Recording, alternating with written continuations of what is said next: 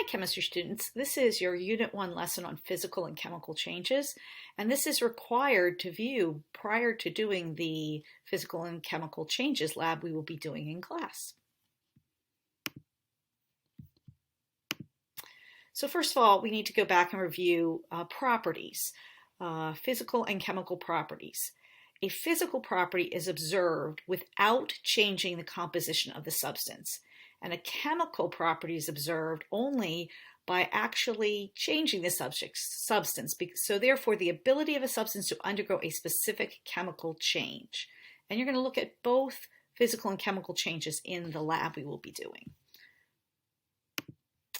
So again, some examples of physical properties would be things like color, odor, hardness, density, melting point, boiling point, phase, like it's a solid, liquid, or gas, its pH at that particular time, its conductivity. Does copper conduct electricity or not? Does a rock conduct electricity or not? Solubility, what will it dissolve in? And we can always get that back by evaporating off the water or whatever the solvent is we've dissolved the particular substance in. Now, a chemical property, they are observed when the substance actually changes. So you can really tell by a lot of vocabulary, like it reacts with water, it burns in air, or it's unreactive, that's a chemical property, or it's flammable. All right, so for example, you might find tables in textbooks and other books that have these lists of physical properties. For example, oxygen is a gas. Got its chemical formula or symbols here. It's colorless, melting point, boiling point, and density at a certain temperature. All of these things can be observed without changing the composition, changing the chemical formula. A good example is water, H2O. You know that you can see water as steam, you can see water as liquid water, and you can also see H2O as ice. So at particular temperature, it might be a liquid, but it's always going to be H2O. All right, so for example, I'm going to give you an example of some properties of this metal magnesium. Magnesium is a soft metal. We're going to actually use it in the lab. You can see some of its physical properties. It's shiny, it's bendable, ductile and malleable are vocabulary terms we'll learn later on that you see as physical properties of metals. It also has chemical property in that it is highly flammable. I want to just show you this, what happens when you put magnesium into a Bunsen burner flame. So here we have a magnesium strip, and we're going to go ahead and place it right into the flame.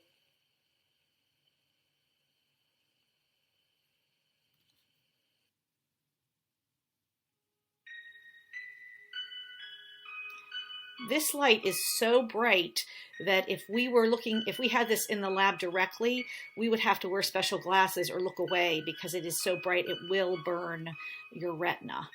So don't look at this one for too long, but that's the burning of magnesium. And that's a chemical property. Afterwards, you will not have magnesium anymore. You will have magnesium oxide, which is a white solid. So again, you might see down here coming off of the magnesium is kind of a white solid. This is the chemical reaction for magnesium. Again, as you recall the vocabulary, here are reactants, magnesium and oxygen gas, diatomic oxygen, molecular oxygen, and our product is this compound called magnesium oxide, which is a white solid. Another interesting thing about magnesium flame, just FYI, if you ever have reason to have magnesium, is magnesium flames are not put out by water. They are so hot that they literally vaporize the water before it can put out the flame. And so you have to use special chemicals to put out a magnesium fire. This is just kind of fun to watch. So this is a magnesium fire. Don't try this at home. That's what happens when you put water on it. Here it goes again. And again, if you're interested in seeing the whole video, go to the PowerPoint that I've posted and you can watch the whole thing. All right, so chemical and physical changes. This lab is about identifying chemical and physical changes. So a physical change is a change where the chemical composition of the substance is not changed. Key here, no new substances are formed. You're just sort of changing the appearance, the size, the shape, but not the chemical formula. These include changes in physical state or shape of a pure substance. A chemical change, on the other hand, is a chemical reaction. No new substances are formed. The composition of the substances changes during a chemical change. So, for example, in the magnesium, burning the magnesium, we actually made a new compound, magnesium oxide, that had different properties that combine both the magnesium and the oxygen chemically. Again, physical changes, a change in the physical properties of a substance. The composition and chemical properties do not change. Physical changes may be reversible or irreversible, but no new substance is formed. So, for example, some examples of physical changes: phase changes, boiling, condensation, melting, freezing. Grinding and tearing to change the particle size, dissolving and mixing, separation techniques, like if you're distilling something or evaporating water off or you're filtering something out. These are all physical changes. Some things are sort of reversible. Melting and solidification or freezing, you can go back and forth, although I wouldn't say this is entirely reversible. It's going to be hard to get this melted chocolate back into the chocolate bar shape, but if we poured it into a mold before we let it cool and re-solidify, we probably could. On the other hand, there are some irreversible ones that are really hard to make go back to whole, like cutting up paper or breaking a pencil.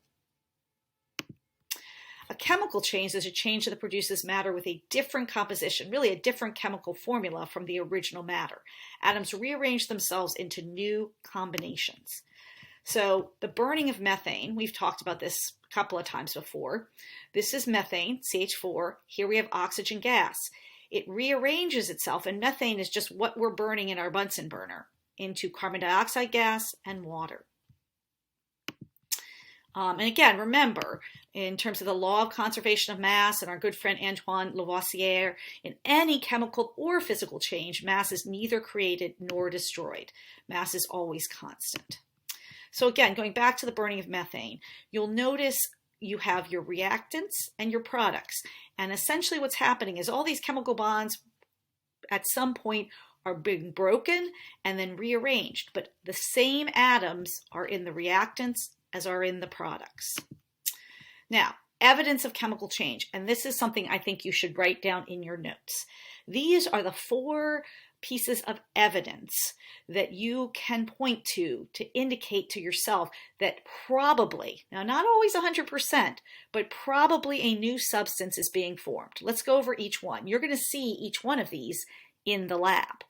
Production of a gas. So in other words, when I put something in like a Alka-Seltzer tablet into water, Alka-Seltzer tablet was a solid white substance. The water was just a plain, smooth, clear, colorless liquid. When I put them together, you start to see bubbles. Well, where did those bubbles come from? That's an indication that a new gas is being formed. You might not see bubbles, but you might also smell an odor that you didn't smell before. And again, gases tend to be particles that we can't see in the air. If you smell that odor, probably a new gas has been formed. Release or transfer of energy. This is burning or a spontaneous change in temperature. Sure, when we melt ice or boil water, we are putting it on a stove and we understand why the temperature is going up. But if something is just spontaneously burning, what are we doing to make it burn? Or if you pour 2 things together and they all of a sudden get very, very hot or very, very cold, why does that happen? That's an indication that some bonds are breaking and some rearrangements are happening because that takes energy and releases energy. And that's an indication of a chemical change. Formation of a precipitate. A precipitate is a new solid being formed. So if you take 2 solutions that were solutions, clear liquids that have something dissolved in them, and you pour them together. So for example, you have this yellow liquid and this clear colorless liquid, but when you pour them together, you get this cloudiness that will settle out into a precipitate. That's a formation of a new solid. So that's something new that's being formed. And then finally, a change in color. So maybe you don't see the solid cloudy stuff, but you mix two things together and all of a sudden you see an unexplained color. Two colorless solutions come together to give something that is pink, for example, or what you saw in the Discovering Course Expectations lab where you saw a color change that you couldn't explain. Those are evidence of a chemical change.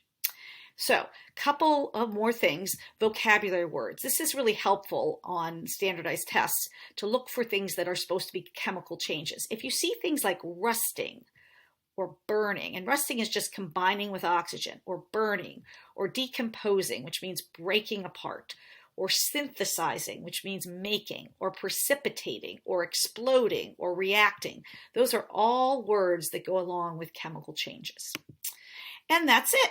So hopefully you've got some ideas as you are going to start doing this lab, looking at some experiments where there will be either a physical change or a chemical change. Will you be able to identify them using what you have learned in this particular pre-lab discussion?